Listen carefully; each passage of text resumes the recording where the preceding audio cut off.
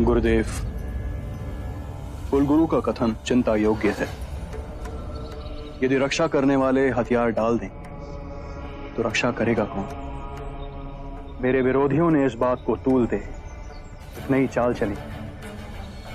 ये विवाद खड़ा हो गया है कि भिक्षु सैनिकों को बहला फुसला संघ में सम्मिलित कर रहे हैं।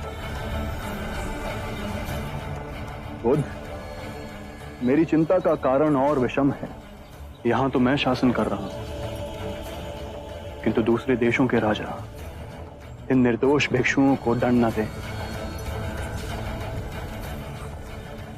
आपको शीघ्र ही इस समस्या का निवारण करना होगा बुद्ध। चिंतित ना हो अजातशत्रु।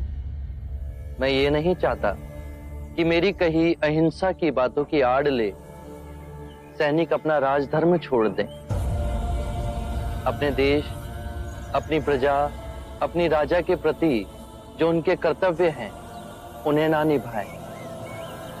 मैं आज ही अपने उपदेश में इस नियम को घोषित करूंगा कि कोई भी भिक्षु किसी भी सैनिक को दीक्षा ना दे।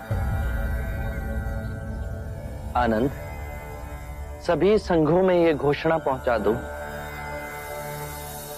बुद्ध, अहिंसा का अर्थ मैं समझता हूं, किंतु मेरे मन में अनेक प्रश्न उठते हैं। निसंकोच कहो अजातशत्रु। राजा, सेनापति, सैनिकों का कर्म है अन्याय के विरुद्ध युद्ध करें, अपने राज्य के नियमों का राज्य की प्रजा से सख्ती से पालन करवाना। आप अहिंसा से करुणामयी हो इन दुखियों की सेवा की बात करते हैं। क्या आप हमें अपराधियों को दंड देने की अनुमति देते हैं? क्या अपने राज्य के लिए, अपनी संपत्ति के लिए, अपने परिवार की सुरक्षा के लिए युद्ध करना क्या यह उचित है? एक बार की घटना है अजातशत्रु। एक गांव में एक विषैला सर्प था। न जाने वो कितने लोगों को काट मृत्यु के घाट उतार चुका था। सभी गांव वाले उससे बहुत भयभीत थे। वो जिस वृक्ष के तने में रहता था वहां बच्चे खेलने से भी डरते थे। एक बार ऐसा हुआ, एक भिक्षु वहां से गुजरा और उस वृक्ष की छांव में विश्राम करने के लिए बैठा। सांप उसे काटने के लिए बाहर निकला तो भिक्षु को उद्विग्न ना होते हुए देख सर्प अचंभित हुआ। भिक्षु ने उसे उपदेश दिया कि तुम्हारे काटने से, तुम्हारे लोगों को क्षति पहुंचाने से उन्हें बहुत पीड़ा होती है, उनके प्राण भी चले जाते हैं। सर्प में वैराग्य जागा। उसने निश्चय किया कि वो किसी को क्षति नहीं पहुंचाएगा, किसी को नहीं काटेगा।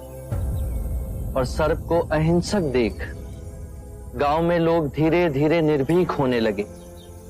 कोई उसे छेड़ता, बच्चे अकारण ही उसकी पूंछ पर अपना पैर रखते, लेकिन वो किसी को क्षति नहीं पहुंचाता था। बच्चे उस पर पत्थर फेंकते, किंतु फिर भी वो पलटकर वार नहीं करता था। भूख और पीड़ा से वो क्षीण हो गया था। रात्रि में कुछ कंकर पत्थर खा लेता और अगले दिन आक्रमण का सामना करता। वो सर्प इतना घायल हो गया था कि गांव वाले उसे रस्सी से अधिक नहीं समझते थे। और फिर उस मार्ग से पुनः वो भिक्षु गुजरा। जब उसने सर्प की ये दुर्दशा देखी तो वो बहुत दुखी हुआ।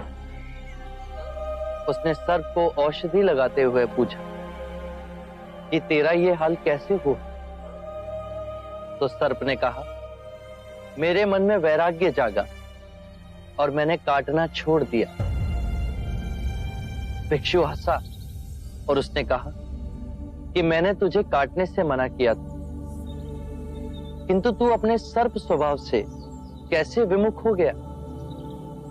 तूने पुकारना क्यों छोड़ दिया? किसी भी बात की अति, अहिंसा की भी अति, यदि ध्यान से देखोगे तो हिंसक बन जाती। दोषियों में तुम्हारा भय होना चाहिए, उन्हें उनके अपराध का दंड भी मिलना चाहिए। किंतु ध्यान रहे, न्याय देने वाला अपनी निजी कटुता के कारण उसे दंड ना दे, अपितु दोषी को उसके दुष्कर्मों और उसके अपराधों का दंड मिलना चाहिए। यदि क्रोध, लोभ, ईर्ष्या बीच में आए तो वो न्याय ना होगा। बुराई को भलाई से जीतो। यदि बुराई भलाई पर हावी होने लगे तो मनुष्यता का नाश होगा। यदि बुराई को परास्त करने के लिए युद्ध भी करना पड़े तो वो भी करो, किंतु उस युद्ध के कारण तुम स्वयं ना बनो। यदि करना पड़े तो केवल निमित्त मात्र ही करो। बुद्ध, आपके इतने सुंदर और महिमामयी वक्तव्य ने मेरे हृदय से सभी अंधकार को दूर कर एक नई ज्योत प्रज्वलित की है। धन्य हुए भाग्य मेरे जो आप मेरे जीवन में पधारे। आरंभ हो गई निर्वाण प्रथा, सुनो सुनो ये